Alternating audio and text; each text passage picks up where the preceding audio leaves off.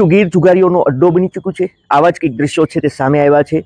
ગઈકાલે સાસણ ગીર નજીક આવેલું the Gir premium farm resort છે. આ રિસોર્ટની અંદર 55 જેટલા જુગારીઓ છે તે જુગાર રમતા હતા અને આ સમયે ગીર સોમનાથ એલસીબીએ ત્યાં દરોડો પાડ્યો છે. આ દરોડાની અંદર સૌથી મોટું જુગારધામ મળી આવ્યું છે. 55 જેટલા લોકો છે તેની અટકાયત કરવામાં આવી છે. એવું પણ જાણવા મળ્યું છે કે ત્યાં શરાબની 4 બોટલો પણ મળી આવી છે.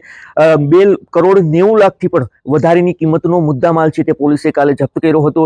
28 લાખથી પણ વધારે રૂપિયા છે તે રોકડ મળી આવ્યા છે. 15 જેટલી કારો છે, 70 જેટલા મોબાઈલો પણ પોલીસે જપ્ત કર્યા છે. એવું પણ જાણવા મળી રહ્યું છે કે આ તમામ જુગારીઓ છે તે મહેસાણા, કડી વિસ્તારના, અમદાવાદ વિસ્તારના હોવાનું હાલ મનાઈ રહ્યું છે. જો કે પોલીસે આ મુદ્દે હજુ સુધી સ્પષ્ટતા નથી કરી, પરંતુ સાસણ ગીરમાં આ સૌથી મોટું જુગારધામ છે તે મળી આવ્યું છે.